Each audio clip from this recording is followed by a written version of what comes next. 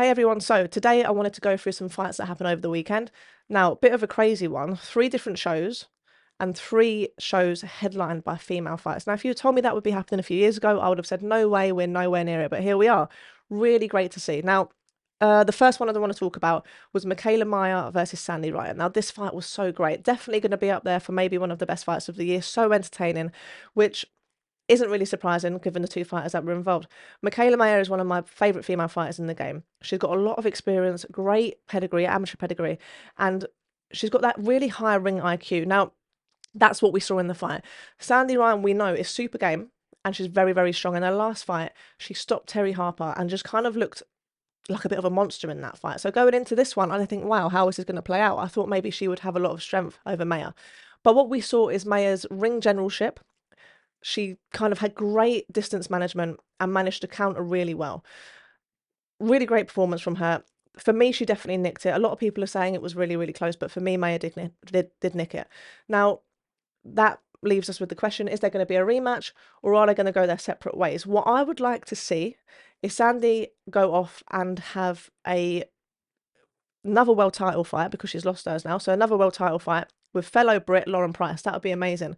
It would be a step up for Lauren Price. I think their styles would make for a great fight, and I think that fight would make sense if the rematch didn't happen, of course. Now, for Michaela, she wants to unify, so she's got a few different directions she could go in. She's a very, very clever fighter. She's done a lot for the women's game, and she always really manages to kind of force a really good, entertaining build up to the fight, which was no different in this one. Sorry, these two had a bit of history. Apparently, and this is apparently, Ryan stole Mayer's old coach. Sounds very petty, but they seem to really dislike each other to the point where there was even a bit of drama on the day of the fight. Apparently, Sandy's come out of the hotel, getting ready to go to the venue, and someone's thrown red paint all over her. There's some pictures online. It all looks a bit crazy.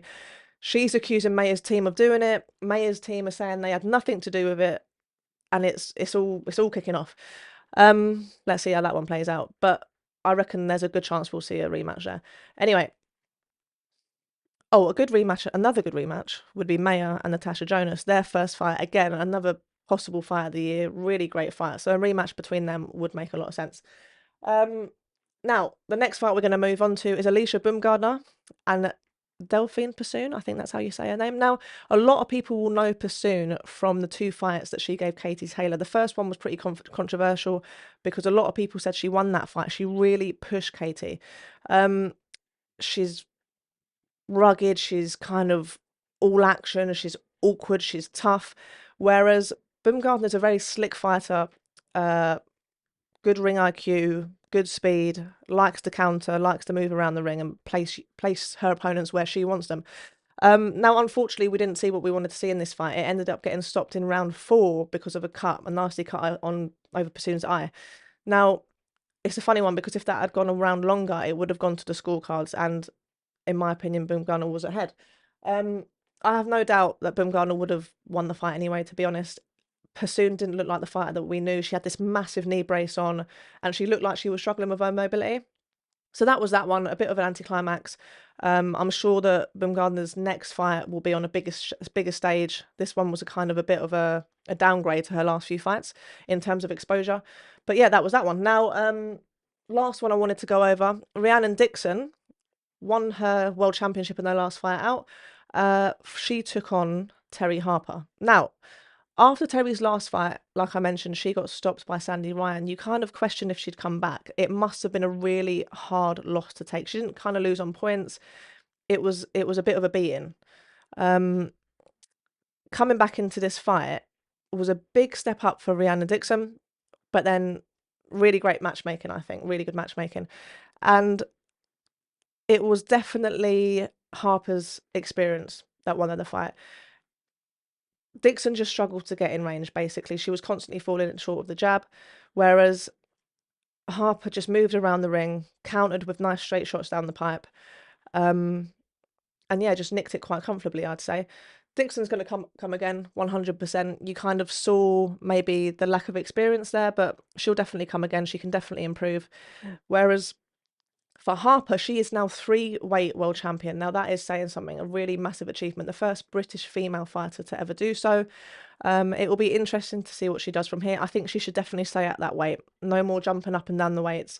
I know a lot of the time the women have to do that because that's where the opportunities are, but I don't think welterweight suited her at all. I think she should stay where she is. Um, so yeah, it was an interesting and a exciting weekend really for women's boxing. To see three shows headlined by women is incredible.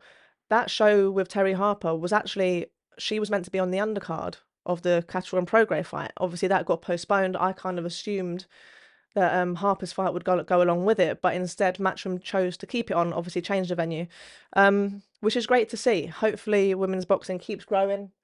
Um, I'd love to see more of the huge fights with the big names. Obviously, we've got Katie Taylor and Serrano coming up. That's on the Netflix show, which is a bit of a weird one because it's on the undercard of Jake Paul and Mike Tyson. I'm not sure how I feel about that. It stings me a little bit. But then at the same time, they're going to receive, they're going to be shown basically to a new audience, a bigger audience than they probably ever have before. Netflix reaches extremely wide. And hopefully they're getting paid well for it as well.